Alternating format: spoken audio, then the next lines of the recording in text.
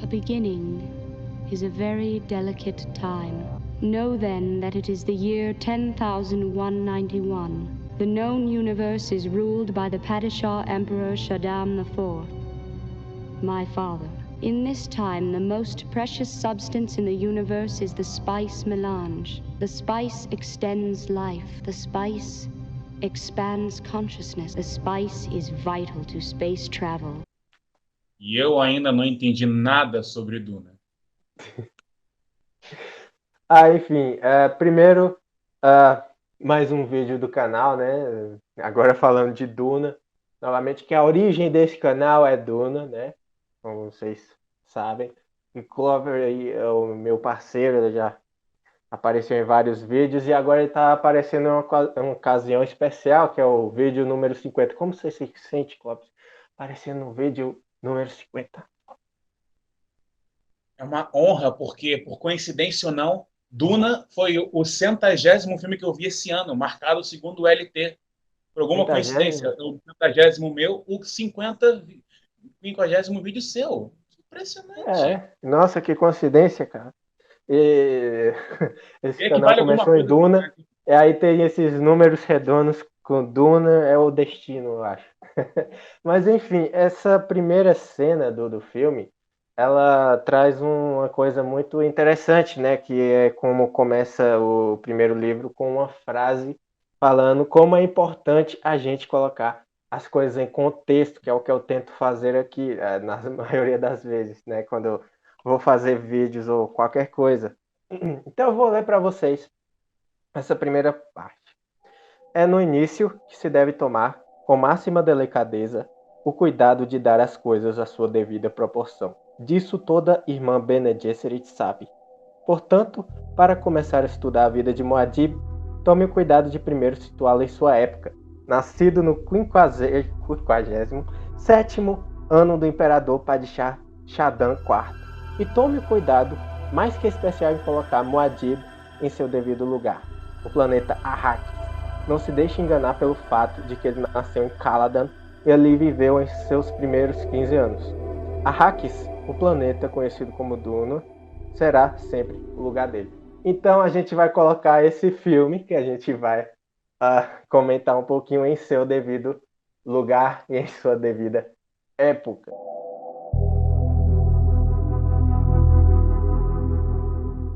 Vamos lá. Vamos fazer uma viagem do tempo aí para os anos 70. Agora, nos anos 70, Duna já tinha uma grande popularidade e estava tendo uma grande demanda, né, pelo gênero de ficção científica.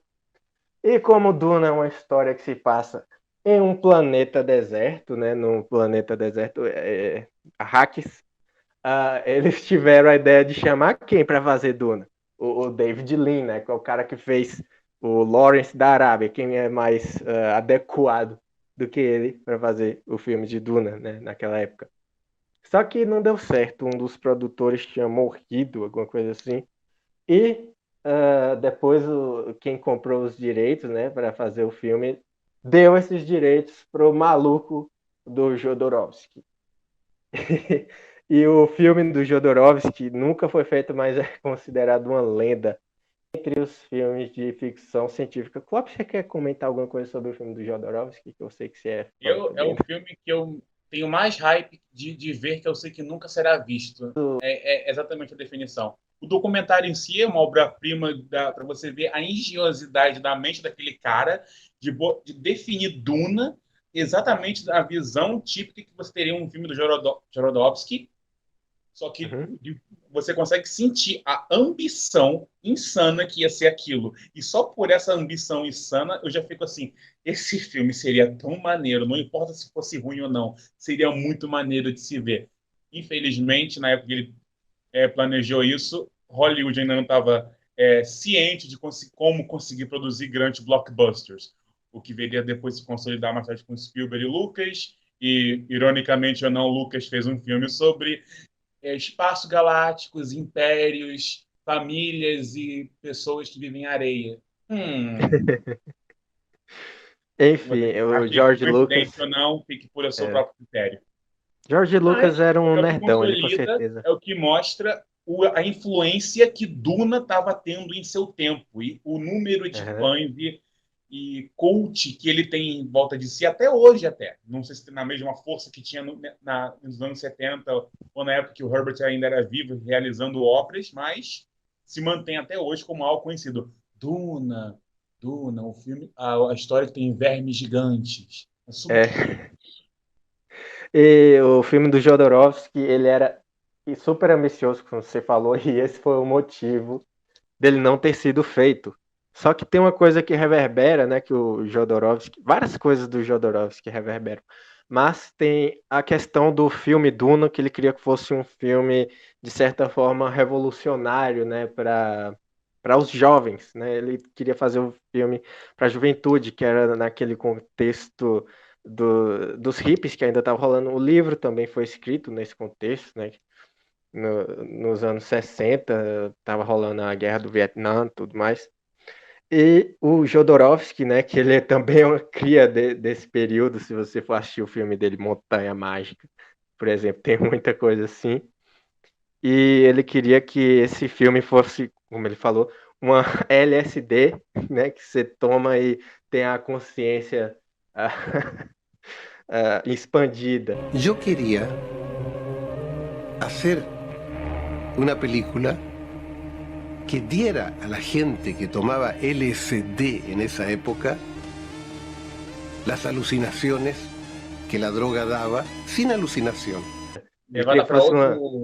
outro espectro da realidade. Ele queria Isso que é, acordasse a consciência dos jovens, que é uma coisa que tem tanto no livro, né, que o Frank Herbert ele vem com esses temas de ter cuidado com a política, com a religião, coisas assim, porque às vezes elas conduzem a um final não muito legal. Enfim, o que eu queria chegar é que depois o David Lynch e o Denis Villeneuve iam falar coisas parecidas, mas depois ainda teve outra tentativa de fazer o filme, que foi com o Ridley Scott, na dianteira. Ele ia comandar logo depois dele ter terminado de fazer Alien, que inclusive é outra cria de Duna, como a gente viu no documentário do Jodorowsky, que os caras que... O Obeno, além de fazer os efeitos especiais, ele também escreveu o roteiro de Alien, o Obeno. E também teve o H.R. Geiger, que criou, né, o visual do monstro, né, do xenomorfo. E depois eles pegaram esse cara que trabalhou com esses outros caras que estavam trabalhando com o Jodorowsky, e eles iam trabalhar juntos também no filme de Duna que ele estava fazendo, só que não deu muito certo. Ridley Scott, ele teve a ideia de dividir o filme Duna em dois. Ele estava escrevendo dessa forma, né? Ele queria que fossem dois filmes baseados nesse primeiro livro aqui.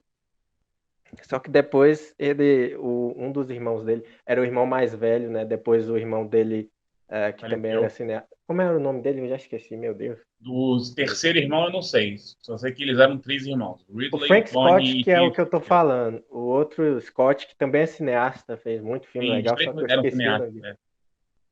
Só que esse terceiro me falha o nome. Só sei que ele faleceu na época É, e foi logo depois que ele fez Blade Runner. é o Frank Scott. Isso. Eu não tô lembrando o nome, é do famoso. Qual o famoso? O outro? É, O Tony Scott? isso, Tony Scott. Ele Enfim, morreu em 2010. Foi nessa época que o Ridley queria fazer o não, Duna? foi muito antes. Foi antes de Então não foi Blade Blade Runner. Runner ainda. Foi outro que morreu E depois.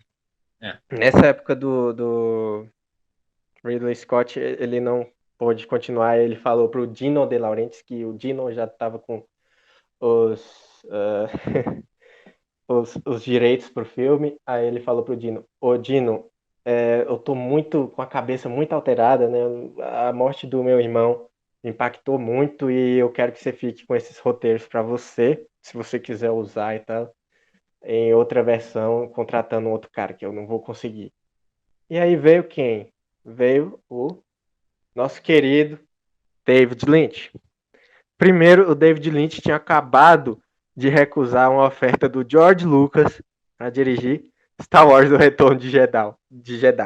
Jedi é ótimo. E ele não era muito interessado, ele não é interessado até hoje em temáticas de ficção científica em geral. Na verdade, a desculpa dele foi: eu não queria me apropriar de uma franquia que já tivesse, sabe, Sim, antecedores. na Ele época queria foi fazer isso. algo próprio. Atualmente, hoje, ele não recusaria fazer blockbuster, mas naquela época ele estava, sabe, aberto à experimentação. Mas também porque o Lynch, ele era muito ingênuo. Ele não era um cara do cinema, ele era um cara que fazia as artes dele. Ele era Ele músico, ele veio era da pintor. pintura, ele veio O da música, cinema de era tudo. um hobby para ele. E Ele quando queria ele fez ser algo lá, artista de queriam tudo. que ele voltasse, porque ele era Sim. maluco, um insano lindo. Aí Razorhead veio, fez um sucesso, Blue Velvet depois fez um mais sucesso ainda. Aí depois, foi depois de Blue Velvet que ele fez o Duna, Não, não foi foi? antes de Blue Velvet que ele fez Ah, Duna. O foi Duna é qual? de Ah, foi depois 84, do Homem Blue Velvet Elefante. de 86. É. Depois do Homem-Elefante. Depois do Sim, que é, Homem-Elefante, tanto o George Lucas. George Lucas era doido por Eraserhead também, parece. sim. Eles viram, cara, esse cara aí era bom pra fazer esses filmes de blockbuster, trazer essa loucura dele, essas Porque bizarrices que ele já tanto tava em fazendo. Razorhead tem Uhum.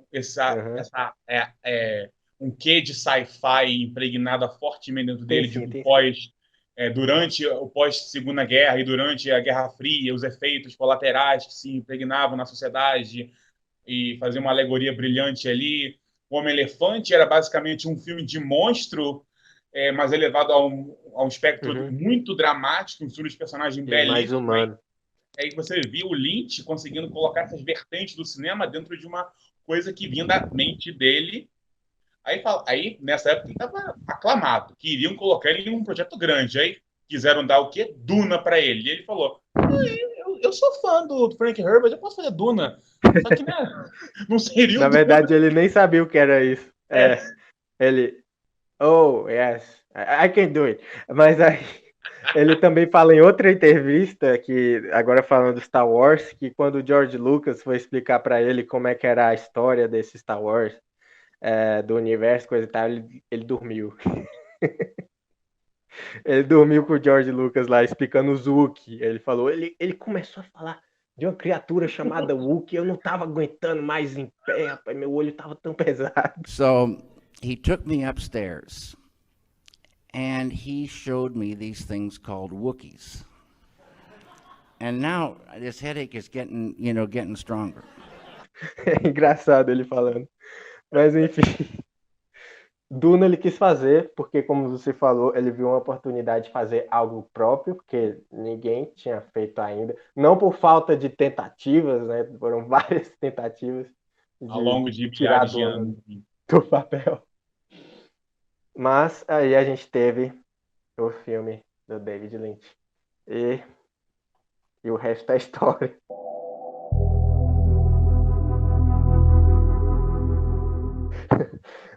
O que a gente fala do filme do David Lynch? Vamos começar.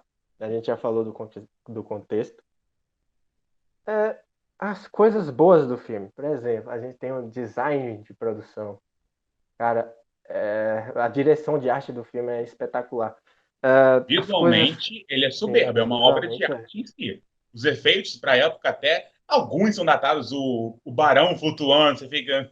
Alguns não. Mas Mas outras cenas mostrando a cidade por cima, e indo para o espaço, são efeitos que se mantêm consistentes até hoje. Você vê a produção altíssima que estava sendo investida ali.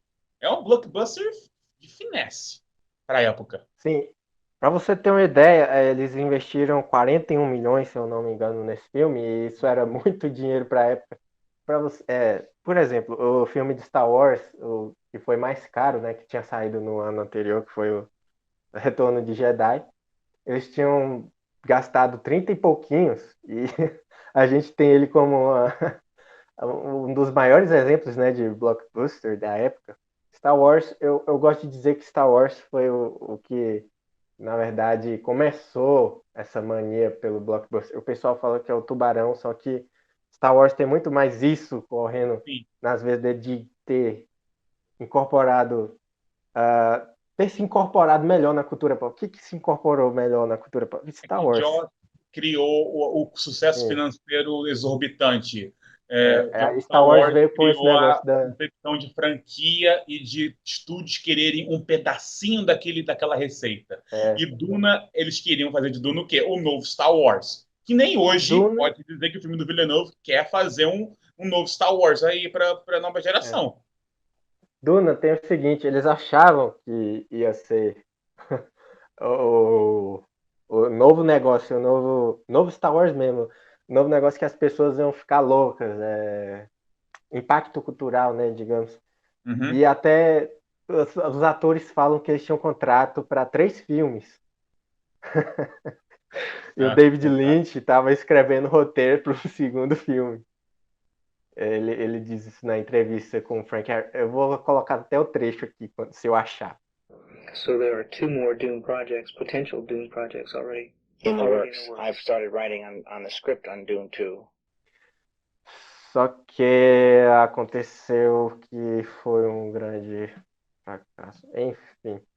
Só que o que eu gosto mais, né, na direção de arte de Duna, é que a questão da multiculturalidade, da pluricultura de Duna, e da bizarrice, né, de você ter roupas meio medievais misturadas com roupas mais modernas, né, ali do século XVIII, XIX, dão esse feels, né, essa vibe que o Frank Herbert tenta evocar no livro dele, que parece que o filme captura a essência do que o Herbert criou, tanto que o Herbert ele fala que ele amou a conceptualização que o Lynch e o filme criou ali, que tanto traz um traço moderno, você vê o pessoal usando cap, o uniforme atual militar, mas tem todo um sistema feudal ali entre as casas, todos têm seu exército, tem um general designado para o exército e o filho do rei, o filho do regente vai se tornar o novo líder, e tudo isso ali misturado cria essa ficção científica muito própria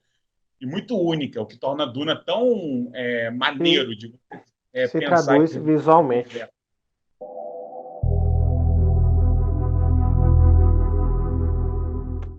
Os problemas do filme começam a aparecer em algumas atuações, digamos. Não todas, tem atuações que eu adoro. Vamos falar das atuações que a gente gosta. O começar, né? O nosso xodó, né? O Kyle MacLachlan, que é o McCarran, que é um dos Macarrão, pronto. Macarrão, que é um dos caras que ele começou, né, a amizade dele com o Lynch nessa época. Eles se conheceram em Duna e depois fizeram várias coisas juntos. O Lynch ficou apaixonado por ele. E o Kyle vice-versa. E o Paul, ele consegue traduzir muito bem essa questão o Kyle, né? Eu falei Paul.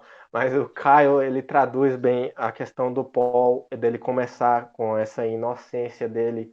Que vai tomando uma maturidade ao longo da história, ele assumindo um papel que ele se vê destinado a cumprir.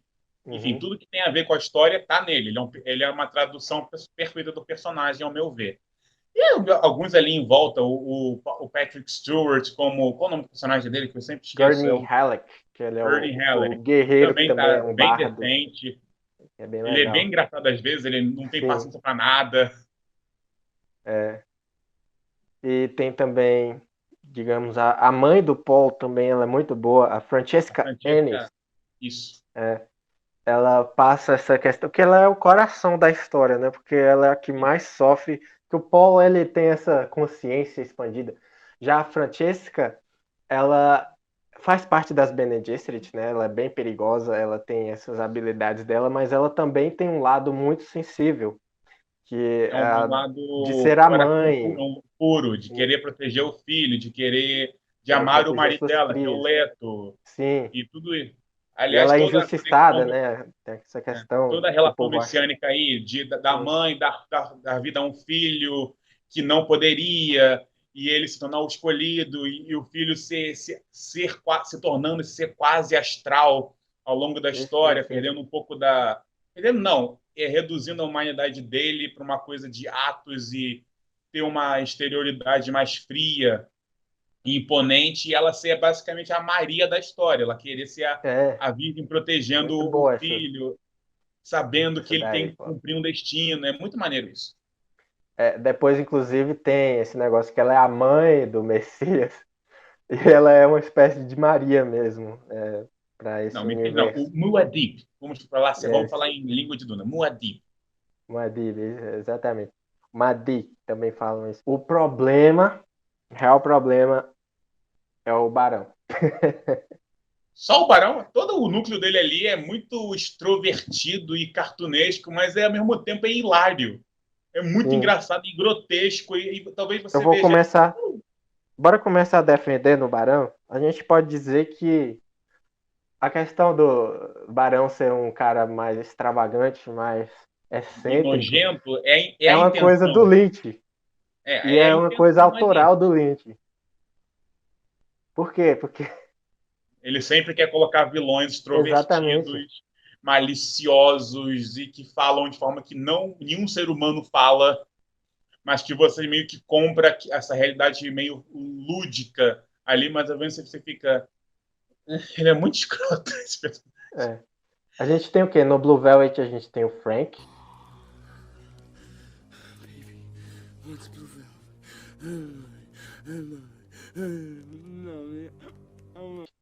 Né? Que é o Dr. Yuko aqui no filme. A gente tem o Bob, que é muito over the top. Ambos. Melhor personagem. Bob é o melhor.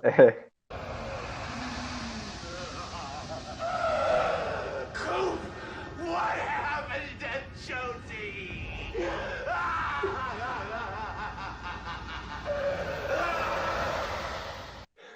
E no Duna do David Lynch, claro que ele pegou esse vilão, que no livro aqui, ele é meio que um gênio estrategista, ele tem seus defeitos, seus sadismos e tal, só que o Lynch, ele eleva essas coisas à 10ª potência no filme. Todos os Harkonnen são vilões do Lynch. É impressionante, todos têm uma over the top, o cara esmaga o The Beast, ele esmaga crosta. Que diabo é aquilo, velho? E você fica, nossa, que diabo é isso? Toda guia de Prime. Eu gosto da guia de Prime desse filme. A pergunta é: Canudinho ainda existe no futuro? Ele bebeu um treco estranho no Canudinho, que diabo. E depois tem aquela cena do gato, que ele bota o Hawat lá para ordenar o antídoto pro seu veneno. É você ficar ordenando esse gato. What? E quem era o Fai, que é o primo dele? É o Sting? O Sting. O Sting faz o Fade Halta. Impressionante. O Lynch quer sempre colocar alguém de banda em algum filme dele. E coloca o Sting nesse. Que é ruim, talvez. É caricato demais, mas é engraçado de ver ele ali. Ele tem uma cena legal lá no final da luta. E também, não sei se vocês já me repararam nisso, mas todos os Harkonnen tem uma coisa homoerótica que eu não sei se tem no livro. Tem sim. Tem sim? Então faz parte do filme. Bom, tem um negócio que eu não vou contar não, é spoiler. Mas tem. Mas no filme também é elevado à 10ª potência. Que coisa estranha. Sim, rapaz, o Sting todo corpo saradão e o Barão fica... tem aquela parte que ele vai matar aquele jovenzinho que entra na sala. E parece que ele tá transpidando de tesão. Meu Deus. Exatamente. É um sadismo homoerótico, digamos. E talvez funcione no contexto da coisa. Não, eu não posso dizer que é praticamente ruim, porque vindo do Lynch, aquilo ali é dele. E é os traços que ele carrega como autor para esse filme. Por mais que ele negue e negligencie o filme atualmente, é um filme cheio das marcas dele. Sim, você vê as impressões digitais do Lynch em todo lugar. Teve eu acho que é legal mencionar isso aqui, vale ressaltar, né? Que no livro, o Barão Harkonnen não tem aquela doença degenerativa. Aí o pessoal ficou pensando por que diabo o Lynch quis colocar o Barão Harkonnen, que é um vilão homossexual com aquilo. Na época, né, que doenças, né, relacionadas, vamos dizer, a AIDS estava... Enfim, é uma polêmica. Não sei se deu tanta polêmica assim na época. Eu li uma crítica. O cara Atualmente apontou daria, isso. tanto que eu acredito que o filme Atualmente, com não vai ter certeza. nada disso. Principalmente a parte homoerótica. Duvido que vai ter, duvido. Será que não vai ter do jeito que o Eu Lynch acredito colocou, bem. que, pelo amor de Deus. Tem até aquela entrevista que eu te mandei do Frank Herbert. Deu problema para ele. Perguntar por que você retratou o povo gay desse jeito, né? Parecendo uns grandes babacas malvados aí. Peraí, isso aí não fui eu, não. Foi o David Lynch. Aquilo. Você tira o meu da reta aí. Yet you have chosen to cast token gay characters in a negative light. The images that you present in your popular work Dune and its movies specifically can only I didn't promote... do the movie, you understand that? Não se esqueça de assistir a parte 2, que eu postei tudo junto, tem 3 partes. E se você gostou, deixe seu like, se inscreva no canal, sei lá, comente, e até a próxima.